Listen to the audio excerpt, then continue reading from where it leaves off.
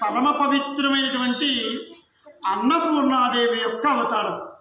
అటువంటి పురుష రూపంలో ఉన్న అన్నపూర్ణాదేవి ఎక్కడ ఉందని నేను నమ్ముతానంటే, ఇవాళ అన్నపూర్ణాదేవి అవతారంలో స్మరించుకోవాల్సిన గొప్ప విషయం, మన జగ్గంపేట గ్రామంలో రుచి హోటల్ అధినేత శ్రీ పాలచల నాగేంద్ర చౌదరి గారు, ఆయనకి ఈ మధ్యకాలంలో సేవారత్న అనే అవార్డు కూడా రావడం జరిగింది.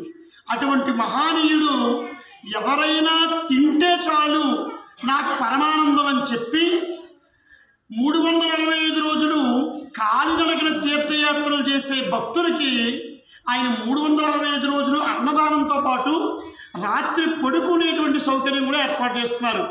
ముఖ్యంగా ఈ 41 రోజులు భవానీ దీక్ష పట్టినటువంటి భక్తులకి నిత్యం అన్నదానం చేయడంతో పాటు ఎక్కడెక్కడో విజయనగరం, శ్రీకాకుళం, అన్నవరం ఇటువంటి ప్రాంతాల నుంచి నడిచి వస్తున్నటువంటి భక్తులకి నిత్యాన్నదానం ఏర్పాటు చేసి 3 పూట్ల ఉదయం అల్పాహారం, మధ్యాహ్నం భోజనం, రాత్రి మళ్ళా అల్పాహారం ఏర్పాటు చేసి కేవలం కడుపు నిండితే సరిపోదని, కంటి నిండా నిద్ర కూడా అవసరమని వాళ్ళకి పడుకునే సదుపాయం కూడా, వసతి కూడా ఏర్పాటు చేస్తున్నారు.